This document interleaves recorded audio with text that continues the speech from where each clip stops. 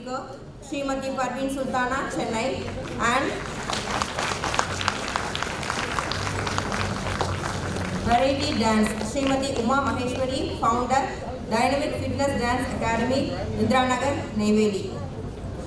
Good evening and enjoy the book fair. Thank you. Thank you.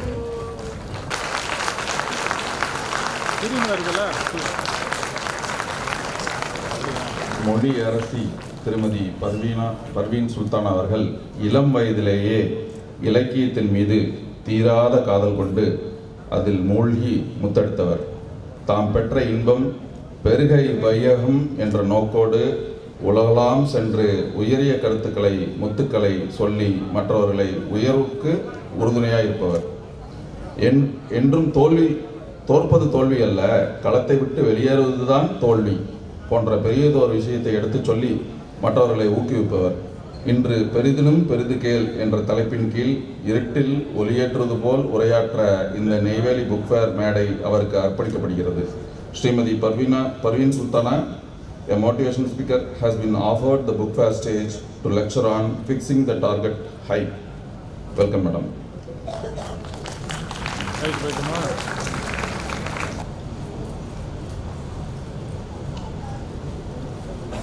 விசை உறும் பந்தினை போல்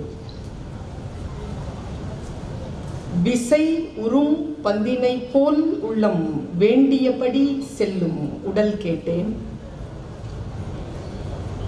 நசையர் மனம் கேட்டேன், நித்தம் நவம் என சுடர்தரும் உயிர் கேட்டேன், அசைவரு மதி கேட்டேன், இதை அருள்வதில் உனக்கெதும் தடையுள்ளதோ, வல்லமைத்தாராயோ இந்த மாநிலம் பயனுற வாழ்வதற்கு. தெளிவுறவே அறிந்திடுதல், தெளிவு தர மொழிந்திடுதல், சிந்திப்பார்க்கே கழிவளர உள்ளத்தில் ஆனந்த கனவு பல காட்டல், கண்ணீர் துளி வர உள் உருக்குதல், இவை யாவும் நீ வழங்கும் தொழில்களென்றோ எனும் மகாகவி சுப்பிரமணிய பாரதியின் சரஸ்வதி வணக்கத்தை முன்வைத்து கண்ணியத்திற்கும் போற்றுதலுக்கும் உரிய இந்த மேலான நெய்வேலி என்கின்ற கனவு பிரதேசத்திற்குள் தன் வாழ்நாட்களின் அத்தனை பொருள் மிகு துளிகளையும் செலவழித்துக் கொண்டிருக்கக்கூடிய பேரன்பு மிக்க சபையோருக்கு என் முதல் வணக்கம். இந்த நிகழ்ச்சிக்கு தலைமை ஏற்றிருக்கக்கூடிய director mines and director PNPAC NLCIL doctor Suresh Chandra Suman, chief guest DIG CISF Chennai Shrimati Harpreet Kaur, writer to be honoured Vallam Shri M Govindaraju, publisher Manarkeni, சிகரம் தொடு பெண்ணே என்கின்ற தலைப்பில் புத்தகத்தை வெளியிட்டிருக்கக்கூடிய அருமை படைப்பாளர் ஸ்ரீ PA செந்தில்குமார், திருக்குறள்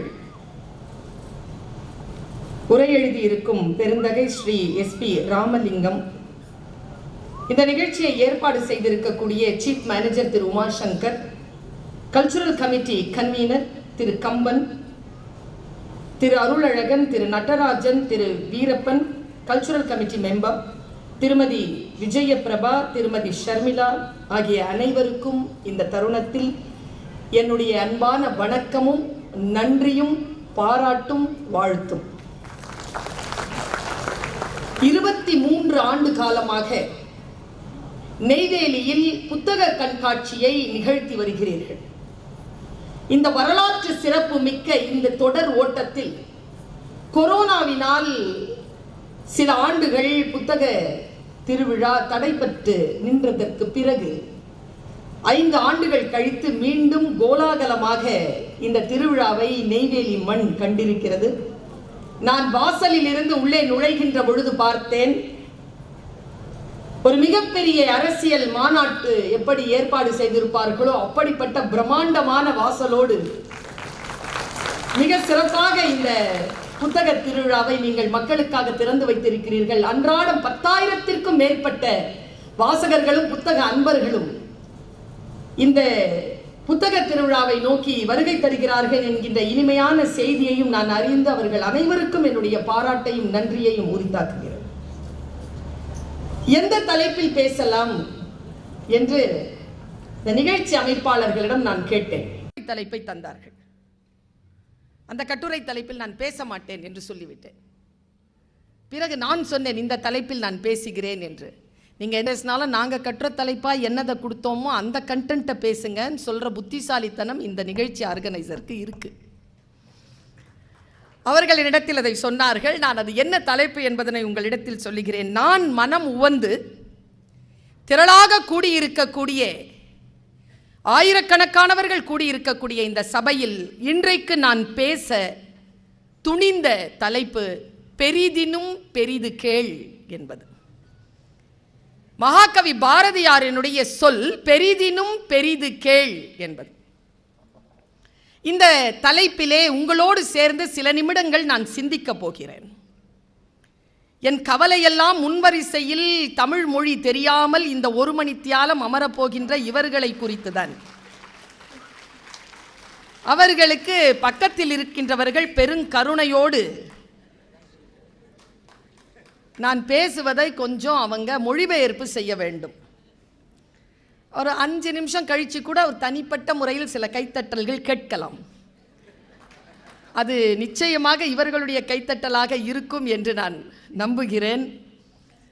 எந்த ஒரு தலைப்பை குறித்து நான் பேச தொடங்குகின்ற பொழுதும் பெருமக்களே ஒரு வாக்குமூலத்தை தந்துவிட்டு என் பேச்சை தொடங்குவது வழக்கம். அந்த பேச்சை தொடங்கிறதுக்கு முன்னால் உங்கள் எல்லாருக்கிட்டையும் ஒரு சின்ன வேண்டுகோள். நின்றபடி கேட்கிறீர்கள், இப்படி வந்து உட்கார்ந்துருங்க. கொஞ்சம் நேரம் ஆகும். நின்றுட்டே இருந்தீங்கன்னா கை வலிக்கும், கால் வலிக்கும், அப்புறமா கருத்தினுடைய வலிமை அதை தாண்டி நிற்காது. நீங்கள் அழகாக நீங்கள் உட்காந்துக்கலாம். எப்பொழுதும் என்னுடைய பேச்சை தொடங்குகின்ற பொழுது ஒரு வாக்குமூலத்தை தந்து என் பேச்சை தொடங்குவது வழக்கம் என்று நான் சொன்னேன். அது என்ன வாக்குமூலம் தெரியுமா? யாருடைய உதடுகளில் ஒளிந்து கொண்டிருக்கக்கூடிய சொல் நம் வாழ்க்கையை மாற்றும் என்று நமக்கு தெரியாது. அது எந்த புத்தகத்திற்குள் ஒளிந்து கொண்டிருக்கிறது என்று கூட நமக்கு தெரியாது. எவ்வளவு சீக்கிரமாக அந்த சொல் நம்மை வந்து சேர்கிறதோ அவ்வளவு சீக்கிரமாக நம்முடைய வாழ்க்கையில் மாற்றம் நிகழ்கிறது. ஒரு சோகம் என்ன தெரியுமா? நம் வாழ்க்கையை மாற்றக்கூடிய அந்த ஒற்றை சொல் இதோ இப்படிதான் வந்து சேரும். அந்த நேரம் பார்த்து நம்ம பக்கத்தில் வேடிக்கை பார்ப்போம். அந்த சொல் நம்மளை கடந்து போயிடும். அப்படி போகும் பொழுது அது ஒரு சுத்திட்டு வரதுக்கு 30-40 வருஷம் ஆயிடும்.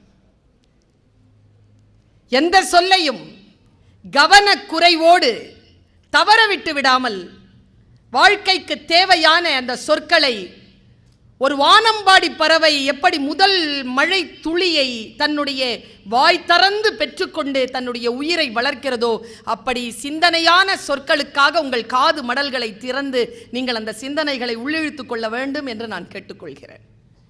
சாதாரணமாகவே நம்மிடத்தில் கேட்கின்ற பழக்கம் அதிகம். இப்பொழுதெல்லாம் என்ன சிக்கல் தெரியுமா? யாருடைய பேச்சை நாம் நிரம்ப கேட்கிறோம் என்றால் அலங்காரமாகவும் ஆடம்பரமாகவும் நகைச்சுவையாகவும் பேசக்கூடியவர்களுடைய பேச்சை அதிகம் கேட்கிறோம். சில பேர் இருக்கிறாங்க ரொம்ப சைலண்டா பேசுவாங்க. பெரிய ஆர்ப்பாட்டம் எதுவும் இருக்காது, ஆடம்பரம் எதுவுமே இருக்காது, அலங்கார சொற்கள் இருக்காது. ஆனால் முன்னால் நான் சொன்ன சில பேச்சுக்கள் நம்முடைய வாழ்க்கையின் மணித்துளியை களவாடி கொண்டிருக்கும்.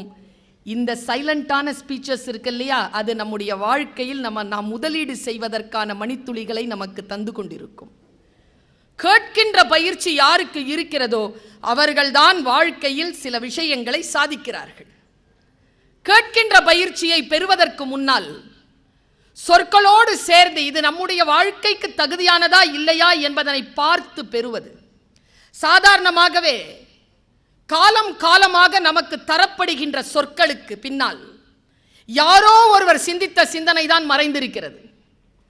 நீங்கள் கொஞ்சம் வெளிப்பட்டு எழுந்து நின்று அந்த வார்த்தைகளை உள்வாங்குகின்ற பொழுது அது உங்களுடைய வாழ்க்கைக்கான தேவைக்கான ஒரு மிகப்பெரிய பொருளை அது உங்களுக்கு தரும். இதற்கு கொஞ்சம் நிதானமும் கொஞ்சம் பயிற்சியும் இருக்க வேண்டும் என்பது என்னுடைய புரிதல். நான் ஏன் இந்த தலைப்பை எடுத்தேன்? பெரிதினும் பெரிது கேள். உண்மையாவே நான் சொல்றேன். நான் இந்த ஹாலுக்கு வர்றதுக்கு முன்னால ஒரு 2 பாட்டு இங்க ஒலிச்சிட்டு இருந்தது.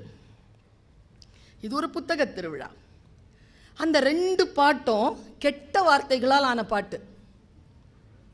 ஆனா நாம எல்லாருமே கைத்தட்டி ஆரவாரம் பண்ணி நம்ம குழந்தைகள் எல்லாம் பாட, நம் மனைவி மக்கள் பாட, நம் தாய் சகோதரிகள் பாட நாம் கேட்டுக்கொண்டிருக்கிறோம். எங்கே இருக்கிறது? எங்கே எதை கேட்க வேண்டுமோ அங்கே அதை கேட்க வேண்டும் என்கின்ற அந்த வரையறையை நாம் போட்டுவிட வேண்டும் என்று ஒரு பெண்ணாகவும் ஒரு ஆசிரியையாகவும் முதலில் நான் உங்கள் முன்னால் வைக்கிறேன். எல்லாவற்றையும் நாம் கேட்கலாம், ஆனால் அந்த விஷயங்கள் கேட்பதற்கு என்று நேரம் உண்டு, காலம் உண்டு, இடம் உண்டு. ஒரு இடத்துல ஒரு ஸ்கூல், அந்த ஸ்கூலுக்கு நான் பேச போயிருக்கும் பொழுது யாரோ ஒரு நடிகரை அழைத்து இருந்தார்கள். எனக்கு முன்னால் அவங்க நிகழ்ச்சி நடத்துகிறாங்க. நீங்கள் நம்ப மாட்டீங்க, ஆசிரியர்களை அழைத்து மேடையில் ஆண்களும் பெண்களுமாக சேர்ந்து லுங்கி டான்ஸ் ஆடிக்கொண்டிருந்தார்கள். அதற்கு பிறகு பெற்றோர்களை அழைத்து ஜிமிக்கி கம்மல் ஜிமிக்கி கம்மல்ங்கிற பாட்டுக்கு, ஆனால் அப்போ இந்த 2 பாட்டும் வரல. இல்லைன்னா கண்டிப்பாக இந்த 2 பாட்டு போட்டிருப்பாங்க. குழந்தைகள் ஆடுகிறார்கள், ஆனால் அவர்கள் எதற்கு ஆடுகிறார்கள் என்பதுதான் நம்முடைய வாழ்க்கையில் நாம் கடைசியாக காணப்படுகின்ற ரிசல்ட். நான் ஒரு கல்லூரி பேராசிரியை, இப்படித்தானே பேசுவேன். என்டர்டெயின்மெண்ட் என்பது வேறு, கற்றலுக்கான சூழ்நிலையை அமைக்கின்ற விஷயங்கள் என்பது வேறு. பெரிதினும் பெரிது கேள் என்று நான் தலைப்பு கொடுத்தேன் என்று சொன்னேன். எது பெரியது? இந்த உலகத்தில் என் பையன் பெரிய ஆளாகணும் என்று சொல்லுகின்றவர்கள் யார்? இங்க என் பொண்ணு பெரிய ஆளாகணும், நான் பெரிய ஆளாகணும் என்று சொல்லுகின்றவர்கள் யார்? நான் கை தூக்க சொன்னா எல்லாரும் கை தூக்கும். என் மகன் பெரிய ஆளாகணும். பெரிய ஆளாகணும்னா என்ன? என்ன? NLC sir, best discipline. பெரிய ஆளா சார் பெஸ்ட் டிசிப்ளினோட இருக்கிறவங்க? ராணுவ வீரர்கள், இப்போ எல்லா ராணுவ வீரர்களா இல்லாமா? எது பெரியத்தனம்? PhD படிச்சுட்டு பெரிய ப்ரொஃபஸர் ஆகணும், NLC மாதிரியான கம்பெனியில் வந்து மிகப்பெரிய போஸ்டிங்கில் உட்காரணும், நமக்கு மாதத்திற்கு சிறப்பான வருமானம் கிடைக்கணும், நம்ம போலீஸ் ஆஃபீஸர் ஆயிடணும், நாம் வந்து பெரிய மந்திரி ஆயிடணும், பெரிய தொழிலதிபர் ஆயிடணும், இல்லைனா இன்ஜினியர் ஆயிடணும், டாக்டர் ஆயிடணும், இதெல்லாம் தான் பெருசு என்று நம்முடைய மனதிலே நாம் வரித்து வைத்திருக்கிறோம். ஒரு பெண் என்னிடத்தில் சொன்னாள், உலகத்திலே என் பையன் பெரியாள் அப்படின்னு யார் தெரியுமா சொல்ல முடியும்? எந்த ஒரு குழந்தையால இந்த சமூகத்தில் 4 பேருக்கு நல்லது நடக்கிறதோ அவன் தாம்மா இந்த உலகத்தில் பெரியாள். ஒரு 4 பேருக்கு நல்லது நடக்கின்ற பணிகள் என்ன? அந்த பணிகளை நோக்கி நாம் பயணம் செய்ய முடியுமா இன்றைய சூழ்நிலையில்? பெரிது கேள் என்கிறான் Bharathi. High, think high. APJ Abdul Kalam சொல்லுகிறார், thinking too small is the biggest problem of life. The biggest crime of life is thinking too small and fixing a small target என்று பேசுகிறார். Fixing a small target is the biggest crime என்கிறார். மிகப்பெரிய குற்றம் சிறிய இலக்குகளை வைத்தல், மிகப்பெரிய குற்றம் என்கிறார் APJ அப்துல் கலாம். இப்ப பெரிதாக எப்படி கேட்பது? ஒரு விஷயத்தை பெருசா எப்படி நான் கேட்கிறது? இப்ப பாருங்க, நான் எப்பொழுதும் சொல்லக்கூடிய ஒரு உதாரணத்தை சொல்லி உங்களுக்கு விளங்க செய்துவிட்டு என்னுடைய பணியை நான் தொடர்கிறேன். நான் மொட்டை மாடியில் ஷீட் போட்ட வீட்டில் சின்ன வயசுலேருந்து வளர்ந்தவன். நாங்கள் வீட்டுக்காரங்க, வீட்டு ஓனர்ஸ், கீழே எல்லாம் வாடகைக்காரங்க. மொட்டை மாடியில் ஷீட் போட்டிருக்கோம். உங்களுக்கு அந்த சிமெண்ட் ஷீட்னாலே தெரியும், ஓட்டை விழுந்திருக்கும். மழை பெஞ்சா கொட்டும், தண்ணி கொட்டும். எங்கள் அம்மா என்ன பண்ணுவாங்க, ஒரு சின்ன பாத்திரத்தை எடுத்து அந்த இடத்த தண்ணி கொட்டுற இடத்துல வச்சு பிடிப்பாங்க. நாங்கள் தண்ணி எடுத்துகிட்டு வரதுக்கு கீழே 2 மாடி இறங்க வேண்டாம், ஒரு 3 நாளைக்கு அந்த தண்ணியே போதுமானது. அந்த சொம்பு தண்ணி, அந்த குண்டான் தண்ணி, அந்த பெரிய அண்டா தண்ணி எங்களுக்கு குளிக்க, சாப்பிட, துணி துவைக்க எல்லாம் போதுமானது. அந்த தண்ணி இருக்கு இல்லையா, அந்த தண்ணியை நாங்கள் அனுபவிச்சுட்டு இருக்கும்போது என் மனதில் ஒரு வெளிச்சம். மழை எல்லோருக்கும் தான் பெய்கிறது. நான் என் தாயாருடன் சேர்ந்து என் வீட்டிற்குள் ஒழுகுகின்ற தண்ணீரை சொம்புவில் பிடித்து கொண்டிருக்கிறேன். கொஞ்சம் வெளியில் வந்து பார்த்தால் அதே மழைதான் கடலும் ஆறும் கிணறும் நிரம்பிக் கொண்டிருக்கிறது. பாத்திரத்தை நீ எவ்வளவு வைக்கிறாயோ அதில் அவ்வளவு சேரும். பாத்திரத்தை பெரிதாக்கிக் கொள் என்கிறான் பாரதி. பெரிதினும் பெரிது கேள். எப்படி பெருசு கேட்கிறது? இந்த மனசுக்கு யார் சொல்றது? இந்த மனசுக்கான ஒரு விஷயம் இருக்கு இல்லையா, இந்த உலகத்திலேயே மிகப்பெரிய அடக்கி ஆளக்கூடிய ஒற்றை விஷயத்தை நான் சொல்லுகிறேன், அதுதான் இந்த மனசு. நான் பொதுவா இந்த உதாரணத்தை சொல்லுவேன், உங்களுக்கும் இந்த உதாரணத்தை சொல்லுகிறேன். என் பேச்சை ஏற்கனவே கேட்டிருந்தால் இந்த உதாரணத்தை நினைவுபடுத்திக் கொள்ளுங்கள். தெரியவில்லை என்றால் இன்றிலிருந்து தெரிந்து கொள்ளுங்கள். நான் ஒரு பர்ஸ் வச்சிருந்தேன் சார். பர்ஸ் அது என்னன்னு தெரியல. இந்த பொம்பளைங்களுக்கு தான் அது ரொம்ப மேண்டிட்ரியாக இருக்குல்ல மேடம். ஆண்களுக்கு பாருங்களேன், சட்டையில் ஒரு பை, 2 பையும் இருக்கும் சில டைமில், பேண்ட்டில் மொத்தம் 4. பொம்பளைங்களுக்கு இல்லை. இந்த புடவையில் எப்படி நான் பேக்கெட் வைக்கிறேன்? வைக்க முடியுமா? வைக்கலாம். நானும் வச்சு பார்த்தேன். ஒரு மாதம் பேக்கெட் ஒரு பக்கத்தில் இருக்குது, அடுத்த மாதம் பேக்கெட் இன்னொரு பக்கத்துக்கு வந்துடுது. நம்ம மெட்டபாலிசம் அப்படி. ஆண்களை பார்த்து நாம் பொறாமப்படுற ஒரு விஷயத்தில் இதுவும் ஒன்று. 5 பேக்கெட். நாம் பச்சை குழந்தைய கையில் தூக்குற மாதிரி அந்த கைப்பையை தூக்கிட்டு சுற்றணும். அவங்க மொபைலில் கூட பாருங்களேன், அழகாக பேக்கெட்டில் வச்சுருப்பாங்க. நாம் சில சிரமங்கள் உண்டு, நமக்குன்னு சில சிரமங்கள் உண்டு. நான் ஒரு பர்ஸ் வச்சுருந்தேன். அந்த பர்ஸு காணோம். இப்போது யார்கிட்ட சொல்லலாம்?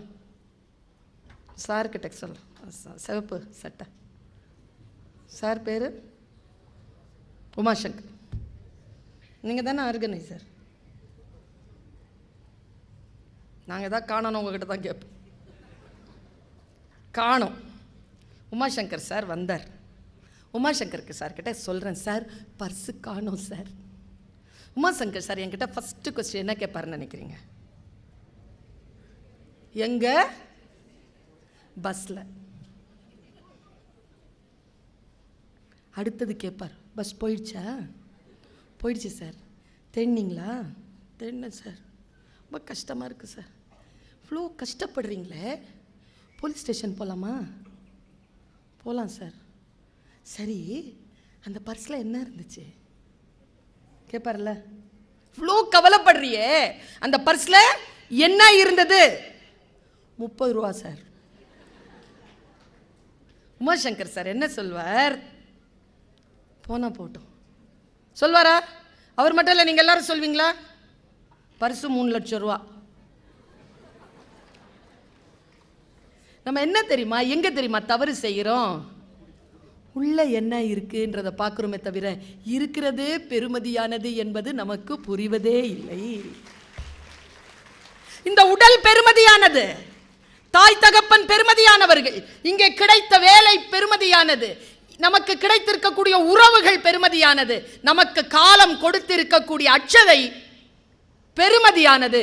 இந்த அம்மா அப்பாவால் நமக்கு என்ன கிடைக்கும்? இந்த புருஷனால என்ன கிடைக்கும்? இந்த மனைவியால் என்ன கிடைக்கும்? இந்த பிள்ளைங்க வளர்ந்து நமக்கு ஏதாச்சும் செய்வோம். அவங்க எல்லாம் செய்கிறதெல்லாம் 30 ரூபா தான். அவங்க இருக்காங்கல்ல, அது 3 லட்சம் ரூபா. இதை நாம் புரிந்து கொண்டால் வாழ்க்கையில் சில ரகசியங்களை தெரிந்து கொண்டு மகிழ்ச்சியாக இருக்கலாம். பல நேரங்களில் நாம் செய்யக்கூடிய மிக சிறிய சிறிய பிழைகள் தான் மிக பெரிய பெரிய விஷயங்களை இழப்பதற்கு நமக்கு காரணமாகிறது. ஒன்றும் இல்லை, நான் இதை சொல்லுவேன். யூத் இருக்காங்கல்ல, இளைஞர், இன்னைக்கு அந்த யூத் கிட்ட நமக்கு இருக்கிற மிகப்பெரிய பிரச்சனை என்ன தெரியுமா? அவங்க வேகமாக பேசினாதான் அவங்களுக்கு புரியுது, நமக்கு ஸ்லோவாக பேசினாதான் புரியுது. அவனுக்கு ஸ்லோவா பேசினா அவனுக்கு புரியல, அவன் பேசுற வேகம் நமக்கு புரியல.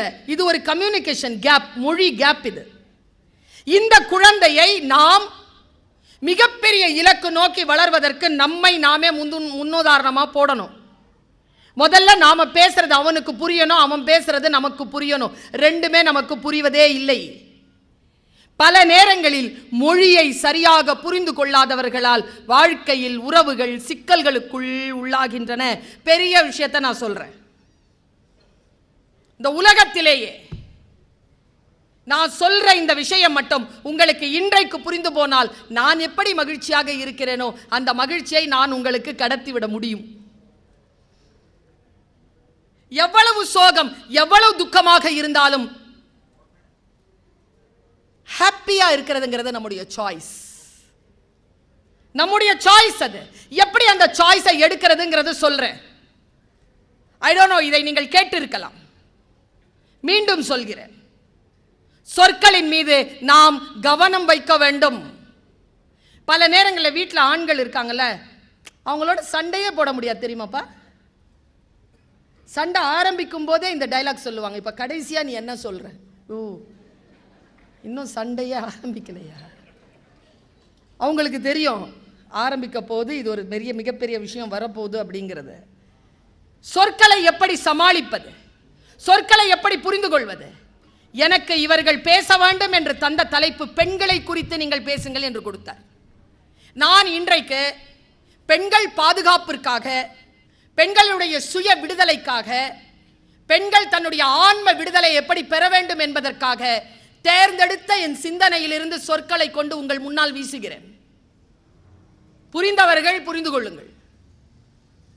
சாதாரணமாகவே பெண்களுக்கு இருக்கக்கூடிய மிகப்பெரிய சிக்கல் சொற்கள் தான். இந்த சொற்களை மிகச்சரியாக பார்க்கின்ற பெண்கள் தப்பித்துக் கொள்கிறார்கள், இல்லை என்றால் அதில் சிக்கிக் கொள்கிறார்கள். பெண்கள் சொற்களில் சிக்கிக்கொள்ளக்கூடாது என்பதற்காக நான் சொல்லுகிறேன். யாரோ ஒருவர் எழுதினார், வைராக்கியக்காரியை கடப்பது எளிது. ரொம்ப வைராக்கியமா இருந்தாங்கன்னா நம்மளை அப்படி தள்ளி விட்டுட்டு போயிடுவாங்க. சில இடங்களில் நாம் கொஞ்சம் ஃப்ளெக்சிபிளா, இமோஷனல் இன்டெலிஜென்ட்டோட தான் சில விஷயங்களை நாம் பார்க்க வேண்டியதாக இருக்கிறது. பெண்களுக்காக நான் சொல்லுகிறேன், நல்லா தெரிஞ்சுக்கோங்க. ஆண்களுக்கான செய்தி இது. நீங்க 60 வயசுல டயலாக் ஒன்று சொல்றத நான் கேட்டிருக்கேன். உன்னை கரம் பிடித்தேன், வாழ்க்கை ஒளிமயமானதடி, என் மனைவி இல்லைன்னா என்னால் ஒன்றும் செய்ய முடியாது. இப்போ சொல்லு. இதை 30 வயசுல சொல்றது சொல்ல மாட்டாங்களே. நல்லா தெரிஞ்சுக்கோங்க ஆண்களே, பயப்பட வேண்டாம். காலம் கடந்திருந்தால் பயப்படுங்கள். அன்றைக்கி ஒரு நாள் இப்படியே பேசிகிட்டு இருக்கிற விருத்தாச்சலத்தில்ங்க ஒருத்தர் முன்னால் உட்காந்து சத்தமாக சொல்கிறார், அப்பா இந்த அம்மாவா பேசுது, நல்ல வேளை நான் வீட்டில் கூப்பிட்டு வரல. அது பக்கத்தில் கேட்குது சார் எனக்கு. அவர் பக்கத்தில் உட்காந்து, ஏன்? ரோட்டரி கிளப், அது ரோட்டரியில் லயன்ஸ் கிளப் தான். ஏன் அப்படின்ற அவர், ஆமாம் 6 மாதத்துக்கு முன்னால் இந்த அம்மா ஏதோ விழுப்புரத்தில் பேசிச்சின்னு சொல்லிட்டு என் ஒய்ஃபோட போனேன். அவள் வீட்டில் வந்தால் ஒரே ஆட்டம், அதை நான் சரி பண்ணுறதுக்குள்ளே 6 மாதம் ஆயிடுச்சு, மறுபடியும் கூட்டிகிட்டு வரவா? ரொம்ப நுட்பமாக சொல்கிறேன். பெண்கள் இருக்காங்கல்ல சார், நீங்கள் சின்ன வயசில் செய்கிற எல்லா அநியாயத்தையும் சிரிச்சுக்கிட்டோம் அழுதுகிட்டோம் ஏற்றுக்குவாங்க. ஆனால் உள்ள ஒரு முத்து மாலை வச்சுருப்பாங்க. அவங்க ஒன்றொன்னா கோத்து வச்சுருப்பாங்க. உங்களுக்கு 60 வயசு ஆச்சுன்னு வச்சுக்கோங்களேன், ஒன்றொன்னா எடுத்து விடுவாங்க. இந்த கைத்தட்டல்லாம் முத்து எடுத்து விடுறவங்களுடைய கைத்தட்டல், சரியா? அதனால் சின்ன வயசிலேயே சில விஷயங்களை பெண்கள் தொடர்பாக நாம் விழிப்புணர்வோடு நடந்து கொள்ள வேண்டும் என்பதற்காக இந்த விஷயத்தை சொல்கிறேன். பெண்களுக்கு எது பிடிக்காது தெரியுமா? ஆண்களாகிய யாருக்கும் தெரியாது. பெண்ணுக்கு எது பிடிக்காதுன்றது ஆண்களாகிய யாருக்கும் தெரியாது. ஏனென்றால் அவள் அதை அழுதோ சிரித்தோ கடந்து போவாள், கோபித்து கொண்டோ கடந்து போவாள். ஆனால் அவள் மனதிலே வெட்டுக்காயம் விழும். அந்த வெட்டுக்காயம் மிகப்பெரிய பழியாக அவளுடைய மனதிலே வேரூன்றிக் கொண்டே இருக்கும். அவளுக்கு பிடிக்கவே பிடிக்காத மிகப்பெரிய விஷயம் எது என்றால், அவளுக்கு கிண்டல் செய்வது அவளுக்கு பிடிக்காது. அவளை யாரும் கிண்டல் பண்ணக்கூடாது. பாடி ஷேமிங் பண்ணுறது பெண்ணுக்கு பிடிக்காது. அவளுடைய தாய் தந்தையரை பற்றி பேசுவது அவளுக்கு பிடிக்காது. அவளுடைய வளர்ப்பு பற்றி பேசுவது அவளுக்கு பிடிக்காது. அது எல்லாம் சின்ன ஒரு ஜோக்ல தான் தொடங்கும். ஒரு ஜோக்ல தான் தொடங்கும். அந்த ஜோக் முன்னால இருக்கிறாள், அந்த டைம்ல அவர் ரியாக்ட் பண்ணக்கூடாது என்பதற்காக தன்னுடைய கருத்தை சொல்லுவதற்கான மிக முக்கியமான பொலிட்டிக்கல் ஃபார்மேஷன் அது ஜோக். முதலில் இந்த மாதிரியான ஜோக் பெண்கள் பற்றி சொல்லுவதை ஆண்கள் நிறுத்திக் கொள்ள வேண்டும். இது உங்களுடைய வருங்காலத்திற்கு நல்லது. வெளியில் சொன்னா அது வெளியில இருக்கிறவங்க பார்த்துப்பாங்க, வீட்டுக்குள்ள சொல்லாதீங்க. உரிய பெண்களை கேலி செய்யாதீர்கள். உணர்வுள்ள பெண்களை எப்படி நடத்துவது என்பதிலே எந்த ஒரு ஆண், எந்த ஒரு சமூகம் சிறப்பாக இருக்கிறதோ அந்த சமூகம் தான் மிகப்பெரிய ஆளுமையான பெண்களை உருவாக்குகிறது. இப்ப நான் இப்படி சொல்றேன், எல்லாருக்கும் படித்த பெண்கள் தானே வேணும். என்ன படித்த பெண்கள் வேண்டும். சரி, உடுக்கடிச்சு படிக்க வச்சிட்டீங்களா? இப்போ நான் பிஹெச்டி வெங்காய பச்சடி தயிர் பச்சடிலாம் படிச்சுட்டேன். இப்போ எனக்கு நீங்கள் சொல்கிறதுக்கு முன்னாலேயே நீங்கள் என்ன சொல்ல வரீங்கங்கிறது புரியுது. என்னை எப்படி நிர்வகிப்பது என்பது நீங்கள் பயிற்சி பெற்றீர்களா? ஏன் நீதிமன்ற வாசலில் குடும்ப கோர்ட்டுகளில் மக்கள் அலைமோத மாட்டார்கள்? ஒரு படித்த பெண்ணை எப்படி அனுமதிப்பது, எப்படி அவளை நிர்வகிப்பது என்பது இந்த காலத்தில் இருக்கக்கூடிய ஆணுக்கும் பெண்ணுக்கும் பயிற்சி அளிப்பது பெரிய விஷயம். ஒரு காலத்தில் கல்வி கொடுப்பது மட்டும்தான் பெரிய விஷயம். இன்றைக்கு கற்ற பெண்களை நிர்வகிப்பது என்பது குடும்பங்களில் மிகப்பெரிய விஷயமாக இருக்கிறது. ஆண்களும் பெண்களும் அதை கற்றுக்கொள்ள வேண்டும். இப்ப எப்படி கத்துக்கிறதுன்னு நான் சொல்லட்டுமா? இப்ப நான் மேடையில் பேசுறேனா, என்ன பேசுறேனா, சைலண்டா இருக்கிறீங்க? அப்படிதாங்க. ஒரு மீட்டிங்க்கு போயிருந்தேன், மைக்கில் பேசினா கேட்கல. அந்த தம்பிக்கிட்ட சொல்கிறேன், என்னப்பா பேசினா கேட்கல. அது ஸ்பீக்கர் லூஸு மேடம். ஓ, அதுவும் ஸ்பீக்கர், நானும் ஸ்பீக்கர். பாருங்க, கவனமாக கேளுங்க. பெண்கள், நான் நல்லா பேசுகிறேன்ல, சத்தமாக பேசுகிறேன்ல, வீட்டில் இப்படி பேசினேன்னு வச்சுக்கோங்களேன், என் அண்ணன் சொல்வார், என்னது இது, இதெல்லாம் மேடையில் வச்சுக்கோ. மேடையில் 4 பேர் கை தட்டுவாங்க. வீட்டில் இதெல்லாம் செல்லுபடி ஆகாது. எங்கள் அண்ணன், என் வீட்டுக்காரர் எப்படி சொல்லுவார் தெரியுமா? என் அண்ணனோட நான் 3 நாள் பேச மாட்டேன். நான் அவனுக்கு தான் பிரச்சனை, அவனுக்கான வேலைகளை நான் செய்ய மாட்டேன். ஆனால் எங்கள் வீட்டில் எப்படி சொல்வார் பாருங்க, நான் ஏதாவது ஒன்று அநியாயமாக பேசுகிறேன்னு தான் வச்சுக்கோங்களேன், சத்தமாக பேசுகிறேன். சுல்தானா, மேடையில் எவ்வளோ நல்லா பேசுகிறீங்க, எவ்வளோ பேர் கை தட்டுறாங்க, அதே மாதிரி வீட்டில் நடந்துக்கலாம்ல, ஏன் இப்படி அநியாயம் பண்ணுறீங்க? வீட்டில் மேடையில் மட்டும் நல்லா பேசுவீங்களா? நான் அடங்குறேன். படித்த பெண்ணுக்கு அங்கீகாரம் கொடுங்கள். அந்த அங்கீகாரம் என்பது ஒரு சுயமரியாதை. அந்த சுயமரியாதையை கொடுக்க நான் எல்லா மீட்டிங்லயும் சொல்றேங்க. ஒரு பெண்ணுக்கு பணம், பதவி, திருமணம், குழந்தை, வாய்ப்புகள், வசதிகள், செல்வாக்கு, பதவி எதுவும் வேணாங்க. எல்லாம் இருந்தும் கூட ஒரு பெண்ணால் கோபமாகவும் சோகமாகவும் இருந்துவிட முடியும். ஏனென்றால் அவளுக்கு எது மறுக்கப்படுகிறது என்றால் சுயமரியாதை. சுயமரியாதை மறுக்கப்படுகின்ற இடத்தில் பெண்களால் சந்தோஷமாக இருக்க முடியாது. அவள் இருப்பிற்கு நீங்கள் கொடுக்கக்கூடிய அந்த முக்கியத்துவம் நான் பெண்களுக்கு சொல்லுகிறேன். இல்லை ஆண்களுக்கு இவ்வளோ நேரம் நம்ம எடுத்தோமா? இல்லை, என்னன்னா ஆண்கள் உண்மையாக சொல்கிறேங்க, தெரியாதுங்க. வெளியில் போய் நல்லா ஜெயிச்சுட்டு வந்துடுவாங்க, வீட்டில் சரியாக சிக்குவாங்க. நான் ஒரு நாள் சொன்னேன், என் ஆயுதங்களை நீயே முடிவு செய்கிறாய். வார்த்தை புரிஞ்சுதா? உனக்கு எதிராக நான் எந்த ஆயுதம் எடுக்க வேண்டும் என்று நீ தான் முடிவு செய்கிறாய். எப்படி எனக்கு இது கண்டுபிடிச்சேன்னா, ஒருத்தர் வீட்டுக்குள்ளே நுழையிறார், ராத்திரி 11 மணி. ஐய் கதவை தரடின்னு அந்த அம்மா கதவை திறந்து, ஐய் அது ஆரம்பிக்கிறதுக்குள்ள ஃபேனை போடுறீன்னு அந்த அம்மா ஃபேனை போட்டுச்சு. அது ஆரம்பிக்கிறது போய் காப்பி கொண்டு வா. எப்போ காஃபி? அது ஆரம்பிக்கிறதோட ஷூவை கட்டிடின்னு அந்த அம்மா கோவம் வந்துருச்சு. என்னையா என்ன? அது ஆரம்பிக்கிறதுக்கு கதவை தர, ஃபேனை போடு, டீ கொடு, காப்பி கொடு, காலில் ஷூ தொலைச்சிரும் தொலைச்சி அப்படின்னுச்சா அவர் பயந்துட்டு, ஐயோ அது ஆரம்பிச்சிருச்சு.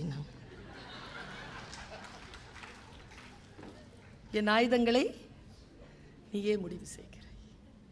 பல நேரங்களில் பெண்கள் சந்தூலன் என்று சொல்வார்கள், சமநிலையை இழப்பதற்கு, இமோஷனலான அந்த விஷயங்களை இழப்பதற்கு பல நேரங்களில் குடும்ப சூழல் காரணமாக இருக்கிறது. பெண்களே, நான் இன்றைக்கு உங்களுக்கு மிக முக்கியமான 2 பெரும் ரகசியங்களை சொல்லிவிட்டு போகிறேன். ஆண்கள் எல்லாம் வெளிநடப்பு செய்கிறார்கள். இந்த பயம் இருந்தா நல்லதுதான். ஆனா எங்க தெரியுமா சோகம்? சில விஷயங்களை கடுமையா சொன்னாலும் கத்துக்கிட்டு போகலாம், ரொம்ப பெரிய உதவியா இருக்கும். உங்களுக்கு இல்லைனாலும் உங்க பையனுக்கு உதவியா இருக்கும், அவனுக்கு சொல்லிக் கொடுக்கலாம். பாருங்க, 2 பெரும் விஷயங்களை, பெரிய விஷயங்களை சொல்லித் தருகிறேன். பெண்கள் முக்கியமாக வாழ்க்கையில் நாம் உடல் மற்றும் உள்ள நோய்படாமல் இருக்க வேண்டும் என்றால் நாம் செய்ய வேண்டிய முதல் பணி, நான் இது சொல்லுவது. நான் சொல்லுகின்ற இந்த வார்த்தையில் எத்தனை பேருக்கு உடன்பாடு இருக்கிறது என்று எனக்கு தெரியாது. 20 ஆண்டுகளுக்கு முன்னால் இருந்த எந்த அடிமை சூழலும் இன்றைக்கு இல்லை. நினைத்தால் அந்த அடிமை தலையிலிருந்து வெளியில் வருவதற்கான வாய்ப்புகளை சமூகம் கொடுத்திருக்கிறது. வராமல் இருப்பது அவரவர்களுடைய சாய்ஸ். அடிமை தலையிலிருந்து வெளியில் வருவது என்பது மிகப்பெரிய விஷயம். அதனால் தான் பாரதியின் வார்த்தையை நான் என் நெஞ்சத்திற்குள் அடிக்கடி நான் சொல்லிவிட்டேன். என்று தனியும் இந்த சுதந்திர தாகம், என்று மடியும் என் அடிமையின் மோகம். பெண்களுக்கு அடிமை தலையில் இருக்கின்ற மோகம் இருக்குல்ல, அது முதல்ல கட்டாகணும். ஒரு கம்ஃபர்ட் ஜோன்ல அவங்க இருக்கிறதுல அவங்களுக்கு எப்பவுமே ஒரு சோகம், ஒரு மோகம் இருக்கு.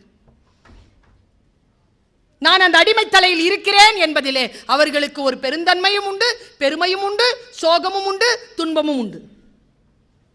இந்த ஹிப்போக்ரைசிலிருந்து அவங்க வெளியில வரணும். வெளியில் வர வேண்டும் என்றால் நான் ஒரு சிறிய விஷயத்தை உங்களுக்கு 2 விஷயத்தை சொல்லிட்டு போறேன். நம்பர் 1, புத்தன் உட்கார்ந்திருக்கான். இது எல்லா பெண்களுக்கும். ஆண்கள் கற்றுக்கொள்ளுங்கள். இது முக்கியமா பெண்கள், நிறைய கிரவுட், பெரிய கிரவுட் இருக்கு, பெண்கள் கிரவுட். இன்றிலிருந்து என் சகோதர சகோதரிகளை, என் தாய்மார்களே, இந்த சகோதரி சொல்லுகின்ற இந்த குவாலிட்டியை மட்டும் மனசுல வச்சுக்கோங்க. நான் வச்சிட்டு இருக்கேன். என் தகப்பனார் இறப்பதற்கு முன்னால் சொல்லிவிட்டு போன ஒரு செய்தி, எதை நீ பிராக்டிஸ் பண்ணலையோ அதை மேடையில சொல்லாத. நான் இதை பிராக்டிஸ் பண்றேன், அதனால சொல்றேன். இந்த உலகத்தை பாருங்கள், வாய்ப்புகளை உற்று நோக்குங்கள், மன்னித்து விடுங்கள், துன்பப்பட்டால் மறக்காதீர்கள். மறந்துடுங்கன்னு சொல்லுவாங்க நிறைய பேர். மறந்துட்டீங்கன்னா இன்னொரு வாட்டி அதே அடி வாங்குவீங்க. ஞாபகம் வச்சுக்கோங்க, மன்னிச்சிருங்க. அவங்களுக்காக இல்லை, நாம நிம்மதியா இருக்கணுங்கிறதுனால மன்னிச்சிருங்க. அடுத்த கட்டத்துக்கு போய்கிட்டே இருங்க, பட் ஸ்டே அலர்ட். நான் இதை பல இடங்கள்ல சொல்லி கொடுத்திருக்கேன். ஏ ஒருத்தர் இருக்கிறார், பி ஒருத்தர் இருக்கிறார். ஏ பியை நம்புறார், பி ஏவை ஏமாத்துறார். யார் வெட்கப்பட வேண்டியவர்? வெட்கப்பட வேண்டியவர் யார்? ஏ இருக்கிறார், ஏ பியை நம்புகிறார், பி ஏவை ஏமாற்றுகிறார். வெட்கப்பட வேண்டியவர் யார்? பி. தெரிஞ்சிருச்சு ஏக்கு,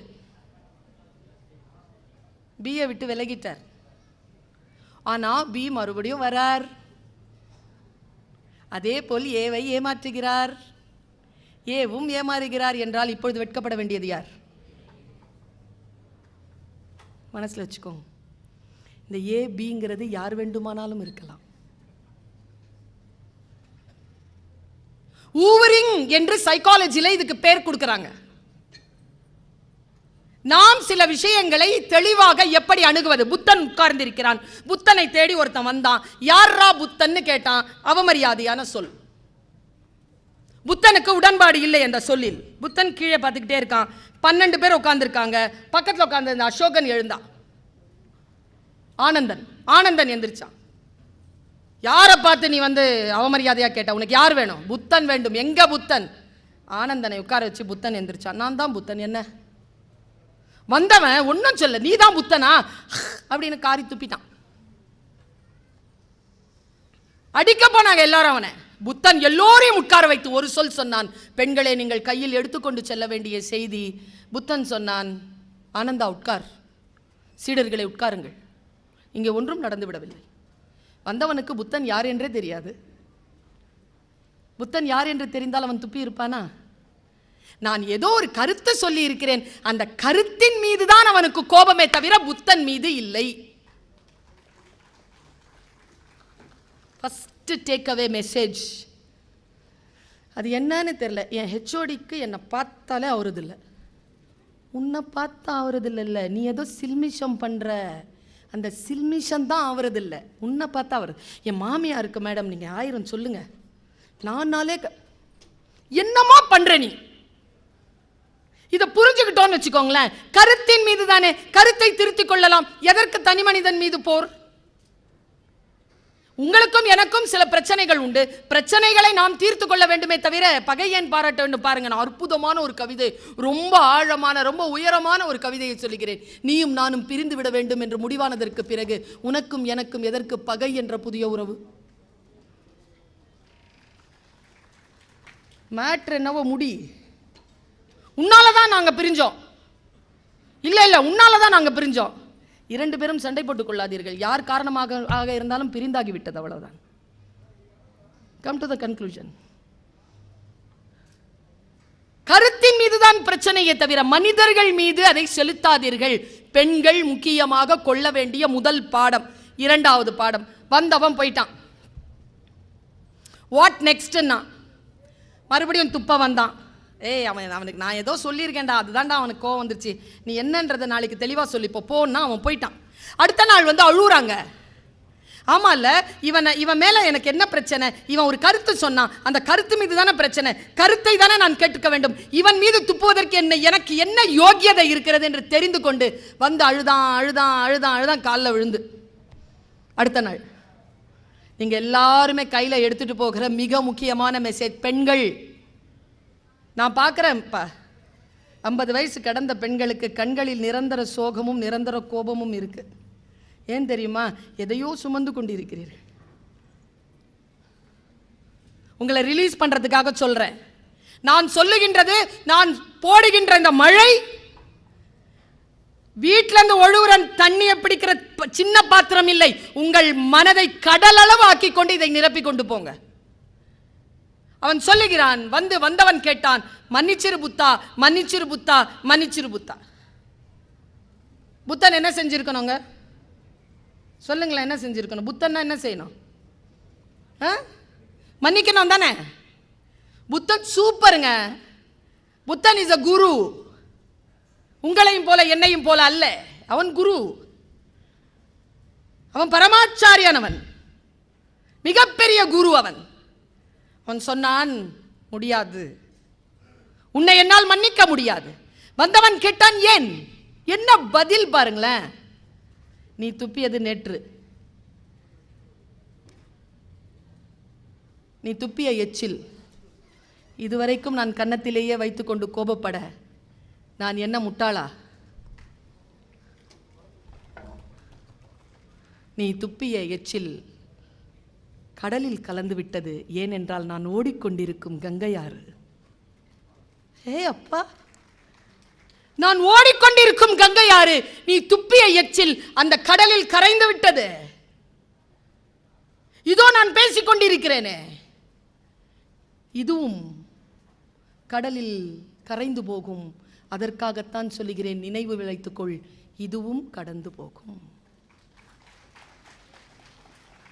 பெண்களே, நான் ஒரு விஷயத்தை சொல்றேன், don't take radical decisions. Life is so precious.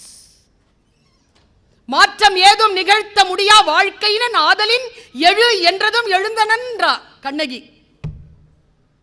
என்னால வேற சாய்ஸ் இல்லடா, அதனால நீ வான உடனே வந்துட்டேன் அப்படிங்கிறா கோவலன் கிட்ட கண்ணகி. Personal talk. இன்னைக்கு நம்ம எல்லாருக்குமே சாய்ஸ் இருக்கு, சான்ஸ் இருக்கு. இன்னைக்கு நான் சொல்றேன், குடும்பம் என்கின்ற உறவை பெண்களே தக்க வைத்துக் கொள்ளுங்கள். சில கோபங்களுக்காகவும் சில விஷயங்களுக்காகவும் அந்த குடும்பத்தை குலைத்து விடாதீர்கள். ஆண்களுக்கும் சொல்கிறேன், புத்தன் சொல்வதை ஞாபகம் வைத்துக் கொள்ளுங்கள். ஆறாத ரணங்களையும் ஆபாசமான எண்ணங்களையும் சுமக்கின்ற அளவிற்கு வாழ்க்கை வசதியானது இல்லை என்பதனை எப்பொழுது புரிந்து கொள்கிறீர்களோ விட்டு விடுதலையாகிறீர்கள், மிகச் சிறப்பான வாழ்க்கையை நிகழ்த்துகிறீர்கள். உடலும் உள்ளமும் ஒளிமயமாகிறது, லேசாகிறது. பல பெண்களால் அந்த விட்டு விடுதலையாகிறது. ஐயோப்பா, நான் இல்லைன்னா என் வீட்டில் ஒன்றும் நடக்காது, கம்முன்னு எல்லாம் நடக்கும், எல்லாம் நடக்கும். பல பெண்களுக்கு இது தெரிவதே இல்லை. எல்லாவற்றையும் சுமந்து கொள்கிறீர்கள். சுமப்பதை விடுவது, கோபமான வார்த்தைகளை, என்றைக்கோ செய்த கேலியை, என்றைக்கோ சொன்ன கெட்ட வார்த்தைகளை மனதிலே போட்டு போட்டு புதைத்து வைக்கக்கூடிய அந்த பகுதியை பெண்கள் விட்டு விடுதலையாக வேண்டும். இது மிக முக்கியமான கருத்து. இன்னும் ஒரு கருத்தை சொல்றேன். இது ஆண்களுக்கு ஆகுமானது, பெண்களுக்கு எதிரானது. எனக்கு ஒரே ஒரு உதவி மட்டும் செய்யணும். ஆண்கள் ஒரு ப்ராமிஸ் பண்ணணும், எல்லாரும் பண்ணணும். இப்போ நான் மிகப்பெரிய ஒரு விஷயத்தை சொல்ல போறேன். உங்கள் வாழ்க்கையில் ஒருபோதும் நீங்கள் அதை பயன்படுத்தக்கூடாது. நான் ஒரு ஆயுதம் தரப்போறேன், நீங்கள் பயன்படுத்தக்கூடாது என்று எனக்கு வாக்கு தர வேண்டும். நந்திங்கன்னா சொல்றேன். ஒருத்தர் சொல்றார், நீ சொல்லு, அதை பயன்படுத்துறதா இல்லையான்னு நான் அப்புறமா சொல். பெண்களை உங்களுக்கு சொல்கிறேன், ஆண்கள் அதை பயன்படுத்த மாட்டார்கள். ஏன் தெரியுமா? இந்த அரங்கத்தில் இருக்கிற ஆண்கள் இருக்காங்கல்ல, அவங்க நிச்சயமா அதை பயன்படுத்த மாட்டாங்க. பயன்படுத்தினாங்கன்னா அங்க இங்க வந்திருக்க வாய்ப்பே இல்லை. கோபமாக இருக்கின்ற பொழுதும் பயன்படுத்தி விடாதீர்கள். உங்கள் நிலை பிறழ்ந்து இருக்கின்ற பொழுதும் பயன்படுத்தி விடாதீர்கள். பெண்களுக்கு சொல்லுகிறேன், உங்கள் உயிர் போகும்ல நெஞ்சு குழியிலிருந்து, அந்த நெஞ்சு குழியில துடிக்கிற வரைக்கும் இந்த சகோதரி சொன்ன இந்த விஷயத்தை மறக்க கூடாது. நீங்க மறந்துடணும். ஆண்கள் மறந்துடணும், பெண்கள் மறக்க கூடாது. Okay? Are you with me? ஆம் ஐ ஆடிபிள்? என்னுடைய வீட்டில் ஒரு சம்பவம் நடந்தது. என்னுடைய அம்மா சீரியல் பார்க்க மாட்டாங்க. அன்றைக்கி என்னமோ பார்த்துட்டு இருக்காங்க. நல்ல ஸ்ரீரங்கத்தில் பெருமாள் பள்ளி கொண்ட மாதிரி படுத்துட்டு, நான் 7 மணிக்கு வீட்டுக்கு போகிறேன். முன்னால் போய் பை வைக்கிறேன், தள்ளு அப்படின்னாங்க. அப்படி சொல்லவே மாட்டாங்க. வந்த உடனே வாமான்னு விசாரிப்பாங்க. தள்ளு அப்படின்னாங்க. என்னடா இது? அம்மா பசிக்குதுமா. ஆ இரு. என்னடா அப்படி பார்த்துட்டு இருக்காங்கன்னு பார்த்தா அது ஒரு சீரியல். அது ஒரு ஹிந்தி பட சீரியல் போயிட்டு இருக்கு, ஹிந்தி டப்பிங் சீரியல். நான் வந்து எப்போவுமே பார்க்குறதில்ல, சீரியல்ஸ் பார்க்குறதில்ல. என்னடா அம்மா இப்படி இருக்கா? அம்மா பசிக்குதுமா. என்னம்மா சமைச்சிருக்கீங்க? மீன் பொரிச்சிருக்கிறீங்களா? மசாலா போட்டு வச்சுருக்கேன், வெயிட் பண்ணு தரேன். இப்போ பசிக்குது, நான் போய் பொரிச்சு. நீ தீச்சிருவ, உட்கார். நான் செய்கிறேன்னு சொன்னல, உட்கார் அப்படின்னாங்க. ஆனால் இவ்வளோ சத்தம் போட்டுலாம் பேச மாட்டாங்களே, என்னது இது? ஆமாம், இதே உட்காந்துட்டு சேஞ்ச் கூட பண்ணல, அப்படியே உட்காந்துட்டேன். எங்கள் அம்மா வந்து சோஃபாவில் உட்காந்துருக்காங்க, பக்கத்தில் ஒரு திவான் இருக்கும். அந்த திவானில் நான் படுத்துட்டேன். படுத்துட்டு பார்த்துட்ருக்கேங்க சீரியல். இதுதாங்க சிச்சுவேஷன். சீரியலில் வந்த அந்த விஷயத்தை நான் சொல்கிறேன். என் வாழ்க்கையில் நான் மரணம் அடைகின்ற வரைக்கும் கூட என் மனதை விட்டகலாத அந்த காட்சி. எத்தனையோ புத்தகங்களை வாசிக்கிறோம், எத்தனையோ திரைப்படங்களை கேட்கிறோம், பார்க்கிறோம். என்னங்க அது? ஒருத்தன் அப்படி உட்காந்து தவம் பண்ணிட்டு இருக்காங்க, சூப்பராக இருக்கான். அவன் சொல்லக்கூடாதான் அப்படி பொம்பளை பிள்ளைங்க. எங்கள் அம்மா எனக்கு சொல்லி கொடுத்துருக்கு. எப்போ தெரியுமா? எனக்கு 13 வயசு இருக்கு. ஏன்னு கேட்டேன். ஒரு ஆக்டரை பார்த்தோம்மா, சூப்பராக இருக்காருமா இவர் அப்படின்ட்டேன். எங்கள் அம்மா, ஐயோ எந்த ஆம்பளையும் பார்த்து சூப்பராக இருக்குன்னு சொல்லக்கூடாது. ஏன்? அவங்க பேரில் நமக்கு அல்லாஹ் வந்து நரகத்தில் ஒரு வீடு கட்டி வச்சுருப்பானா. நகரத்தில் வீடு கட்டிட்டு வாழறதே பொழப்பு நாசமாக போயிட்டு, இதில் நரகத்தில் ஒரு வீடா? எவனையும் பார்த்து எதுக்கு அழகாக இருக்கிறன்னு சொல்வானே, கம்முன்னு இருக்கு.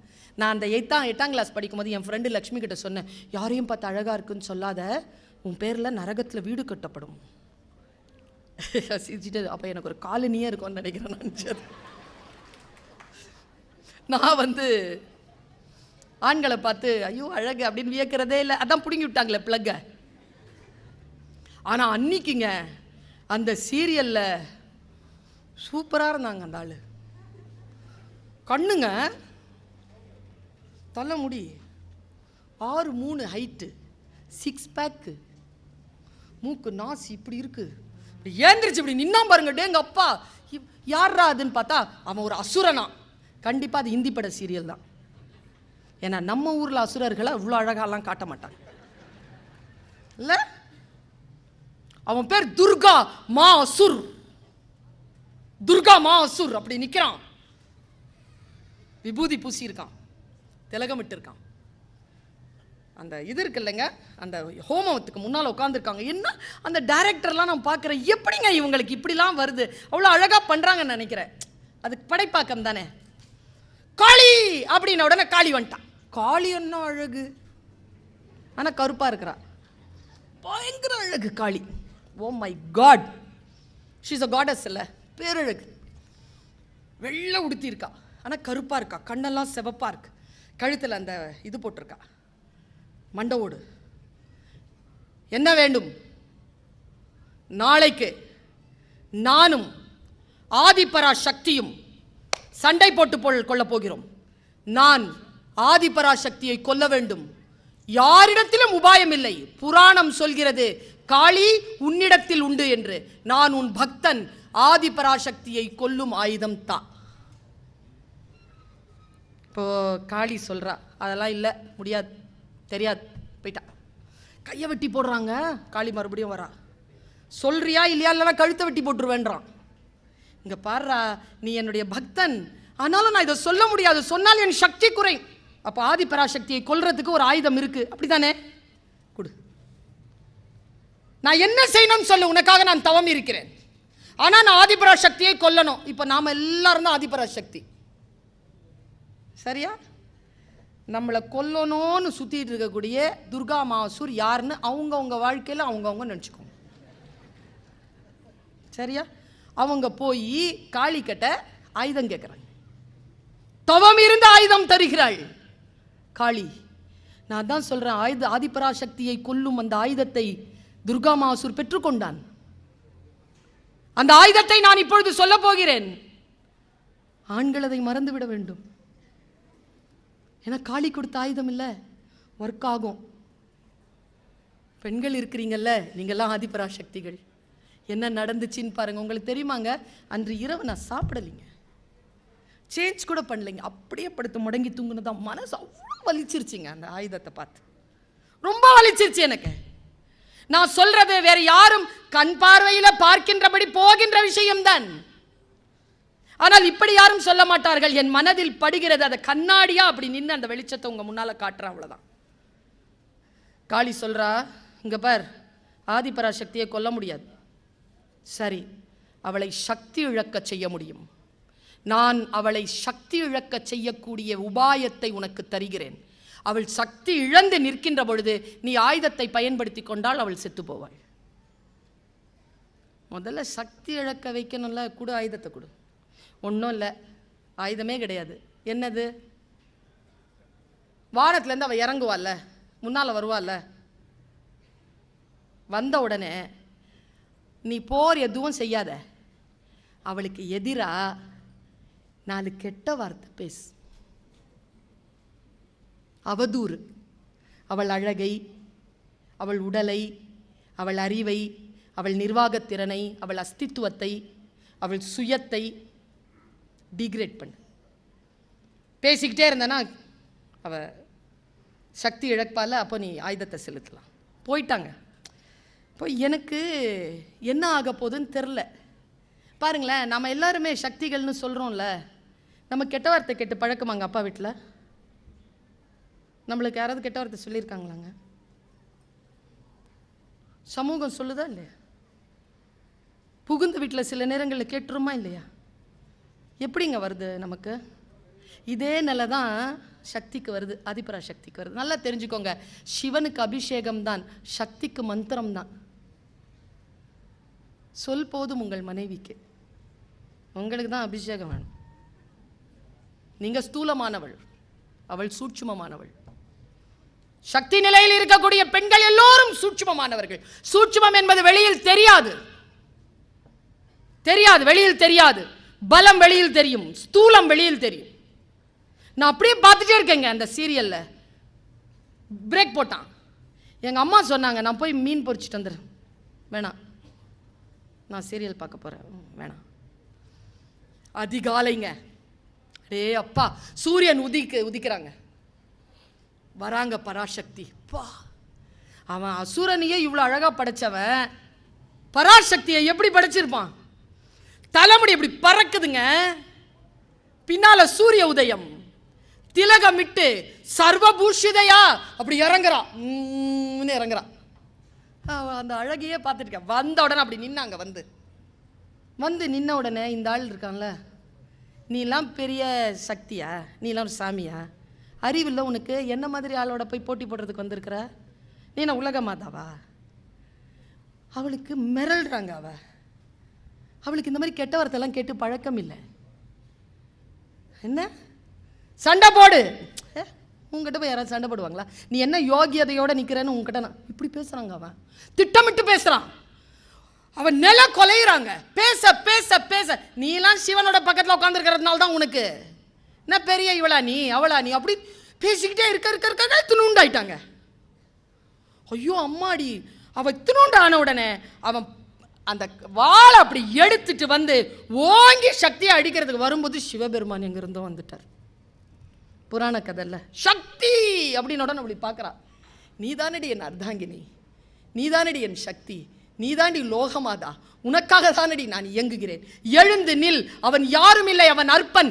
எழுந்து நின்று உன் சக்தி நிலையை உணர்னோட மூணு வந்தா பாருங்க, அவன் துணுண்டாயிட்டான்.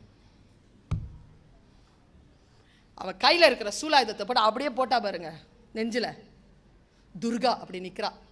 அதுதான் இன்னைக்கும் துர்கா பூஜாவில் கல்கட்டாவில் காளி அப்படி நிற்பா. துர்கை, துர்கா மாசுரனை அழிச்சதுனால அவளுக்கு துர்கைன்னு பேர். நான் இதை உங்ககிட்ட சொல்லிட்டேன். நான் ஏன் தூங்கலை? ஏன் தெரியுமா? என்னை அழிக்கும் ஆயுதம் இந்த உலகத்தில் உண்டு. பெண்களே, உங்களுக்கு எதிராக இந்த ஆயுதம் வருகின்ற பொழுது மிஸ்டர் சிவபெருமான் வருவார் என்று காத்திருக்காமல், அவன் நோக்கம் என்னை சாய்ப்பது, உன் சொற்களால் நான் சாய மாட்டேன் என்று அந்த சக்தி நிலையை நீங்கள் இழக்காமல் இருப்பது உலகத்தில் மிகப்பெரிய வரம். நான் சொல்லுவேன்ல, சாவு எல்லாருக்கும் வரும். நாம செத்து போகணும்னு சொல்றவனுக்கு முன்னால மட்டும் நம்ம செத்துறக்கூடாது. இந்த பெரிய விஷயம் இருக்குல்ல, இந்த பெரிய பாத்திரம் இருக்குல்ல. நான் இன்னொரு விஷயம் சொல்றேன், ஆண்கள் பெண்கள் எல்லோருக்கும் சொல்றேன். இந்த ஏஐன்னு ஒன்று வருது இல்லை, இப்போ சேர்த்து சொன்னா கெட்ட வார்த்தை. அது குழந்தைகளுக்கு பயன்படுத்துவோம் நாம. ஆர்டிஃபிஷியல், எங்க பார்த்தாலும் ஆர்டிஃபிஷியல். இன்றைக்கு அந்த வார்த்தையை இந்த பர்வீன் சுல்தானா மாற்றி, உலகம் போய்கிட்டு இருக்கட்டும், ஆர்டிஃபிஷியல்ல ரியல் இன்டெலிஜென்ஸ்னு ஒன்று உண்டு.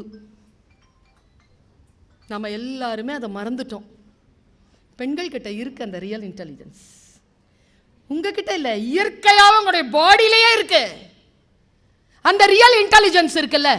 அந்த ரியல் இன்டெலிஜென்ஸை நாம் எப்பொழுது பயன்படுத்த போகிறோம்? எப்போ பார்த்தாலும் இந்த பிசாசை கையில் வச்சுக்கிட்டு இப்படி இப்படி இப்படி வாழ்க்கையே அப்படியே போயிடுது. இன்றைக்கு நான் பெரிய விஷயம் ஒன்று சொல்கிறேன், கேட்பீர்களா? ஒரு பொழுது இருக்கீங்களா? பிரதோஷம், அமாவாசை இருப்பீங்களா? நோன்பு இருப்பீங்களா? லேந்த நாட்கள் 40 நாள் இருப்பீங்களா? அதே மாதிரி கொஞ்சம் டிஜிட்டல் ஃபாஸ்டிங் இருக்கலாமா? Have digital fasting. ஒரு 2 மணி நேரம் இந்த சனியனை தொடாமல், ஒரு 2 மணி நேரம் ஃபோன் வந்து அட்டன் பண்ணு. மற்றபடி இதற்குள் முழுமையாக உங்களுடைய ஆற்றலை செலுத்தி விடாமல், நான் தெரியுமா, நான் 10 மணிக்கு ஸ்க்ரீன் ஆஃப் டைம் போட்டிருக்கேன். அது காலையில் வார வாரம் என்னை காரி துப்புது. நீ இவ்வளோ நேரம் அதிகமாக பயன்படுத்தி இருக்கேன்னு. நான் அவ்வளோ காரி துப்பலையும் வாங்கிக்கிட்டு இப்போது என்னுடைய ஸ்க்ரீன் டைம் 2 hours நான் குறைச்சிருக்கிறேன். Only for conversation, only for communication. அவ்வளோதான், பேச்சு தான், கான்வர்சேஷன் கூட இல்லை, கம்யூனிகேஷன்.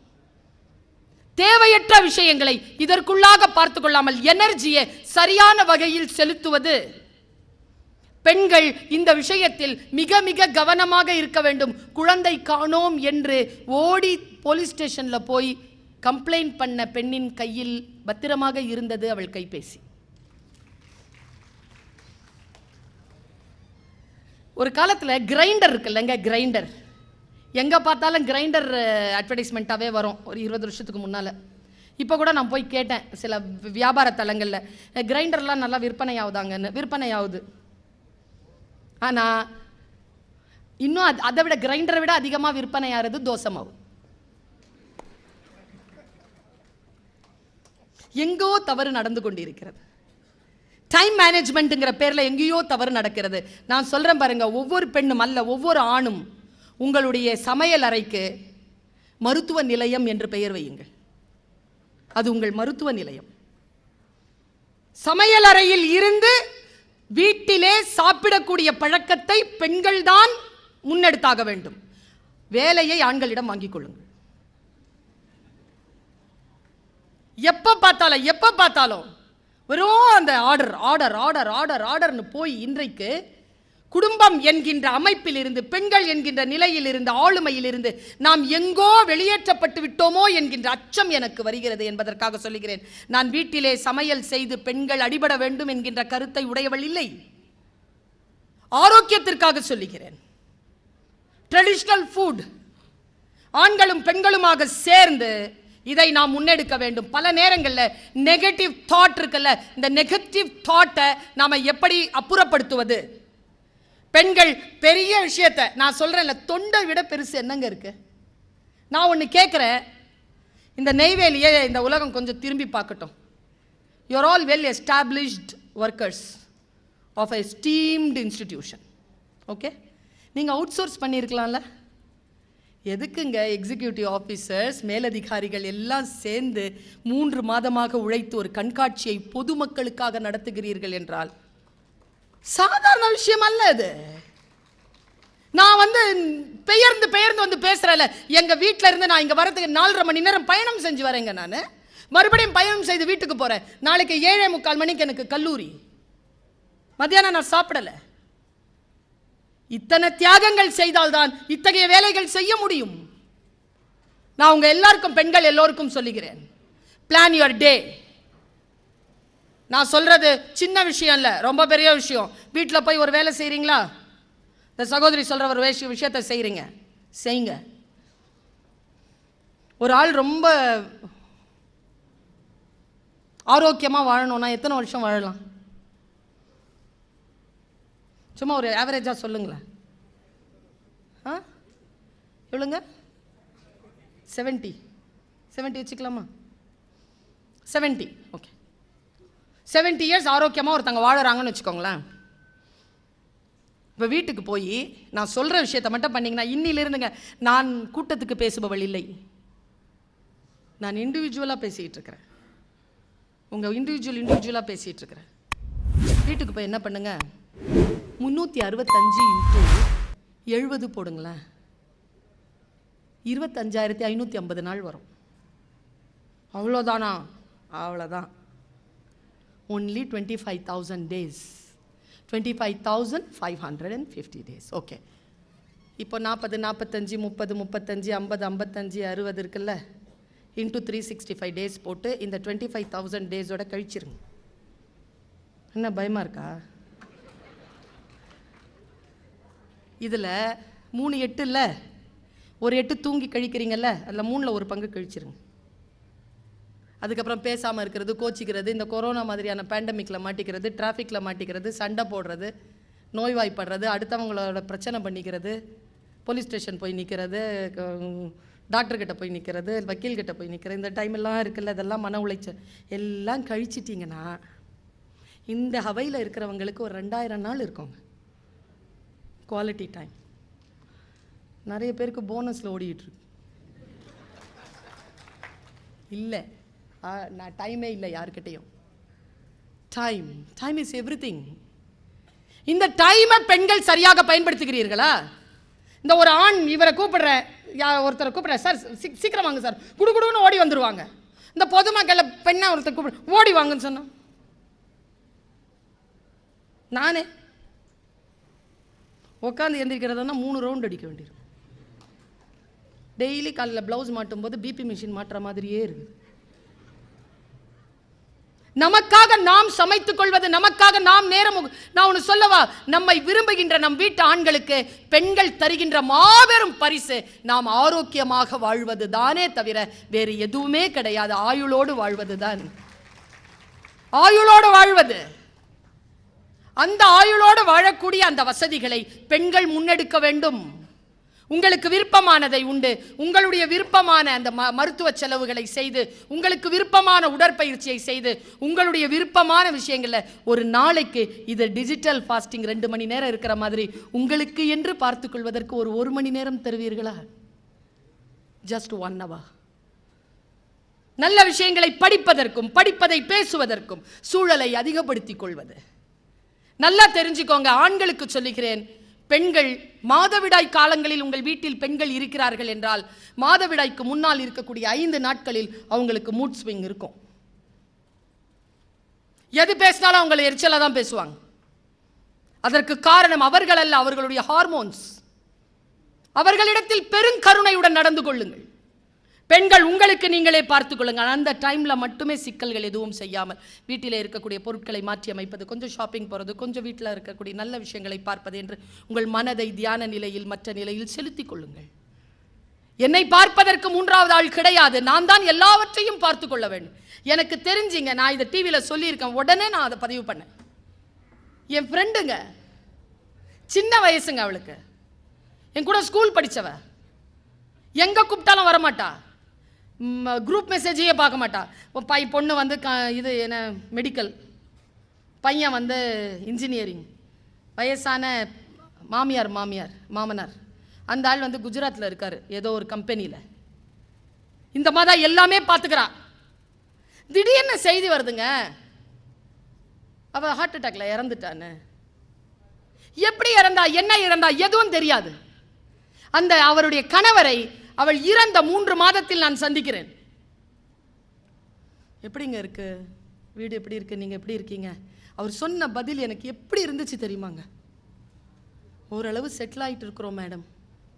என்ன பண்ணீங்க? நான் மாற்றல் ஆகிட்டு வந்துட்டேன் மேடம். அம்மா அப்பா பார்க்கறதுக்கு ஒரு நர்ஸ் போட்டுட்டேன். பொண்ணை வந்து ஹாஸ்டலுக்கு போறேன்னு சொல்லிட்டு இருந்தா, ஹாஸ்டலுக்கு போயிட்டா. பையன் மட்டும்தான் இருந்துட்டு போறான், ஒரு சமையல்காரங்களை போட்டுட்டேன். சனியனே, இதை முதல்லயே நீ செஞ்சிருக்கலாம்ல, அவ உயிராவது மிச்சமாயிருக்கும்ல. போயிட்டாலே எல்லாம். நான் இப்ப கேள்விப்படுறேன், முந்தானத்து அமெரிக்காலியா ரஷ்யாலியான்னு தெரியல, ஒரு ரோபோ தற்கொலை பண்ணிக்கிச்சான். கேள்விப்பட்டீங்களா? என்ன காரணம்?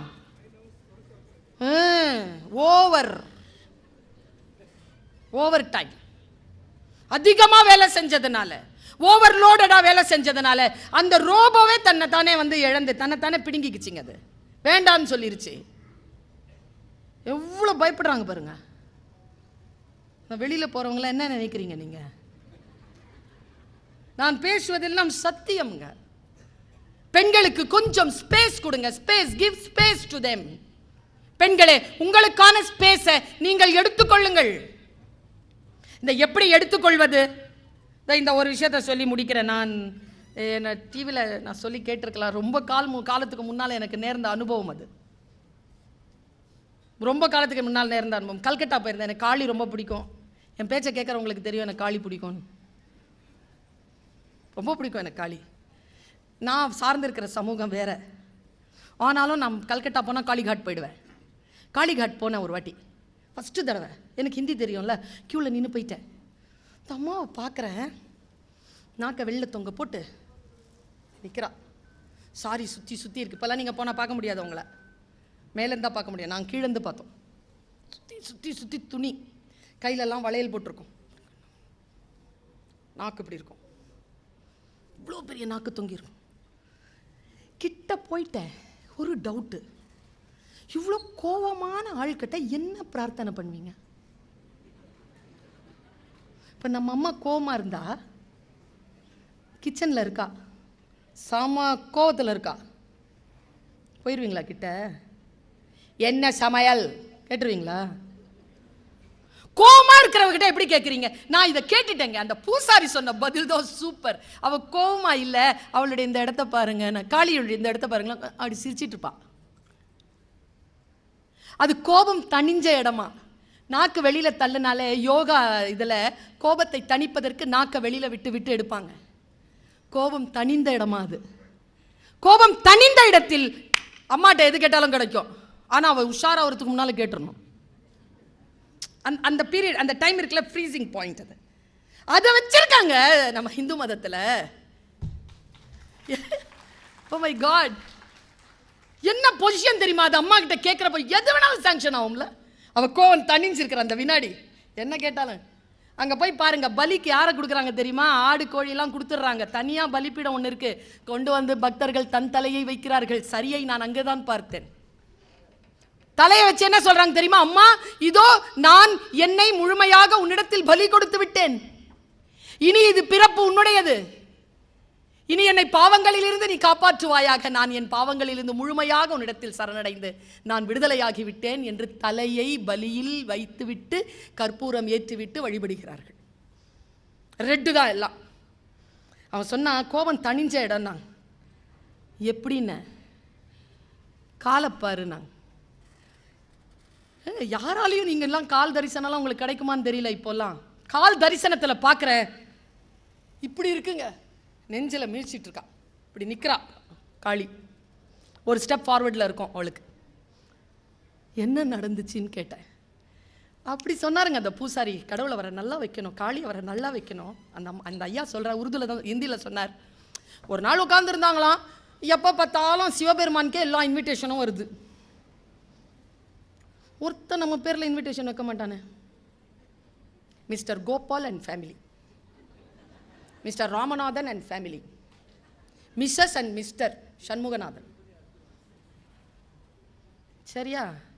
இது பார்த்துக்கிட்டே இருந்திருக்கு இந்த அம்மா. யாரு பக்கத்தில்? எல்லாரும் அவங்க கிட்ட தான் வராங்க. இவ சக்தி இவ தான். ஆனால் இவகிட்ட யாருமே எதுவுமே கேட்க மாட்டேங்கிறாங்க. சிவபெருமான் வந்து சூப்பராக அதை ஒன்றுமே பேசாமல் வருது, எல்லாத்தையும் ரிசீவ் பண்ணிட்டு உட்காந்துருக்காரு. இந்த அம்மா கோவம் வந்துச்சு. ஒரு வாட்டி எழுந்திரிச்சிச்சு இந்த அம்மா. எழுந்த உடனே இந்த ஆண்களுக்கு இருக்கிற ஈகோ சைலண்ட் ஆயிட்டாருங்க. அவள் எழுந்திரிச்ச உடனே சைலண்ட் ஆயிட்டாரா? அவள் இறங்கிட்டா. அவள் அப்பா வீட்டுக்கு போறா. யாரு? பார்வதி போறா. இப்போ ஆண்களுக்கு சொல்றேன், பெண்கள் ஏன் அப்பா வீட்டுக்கு போறோம்? கூப்பிட வருவீங்கன்னு தான்.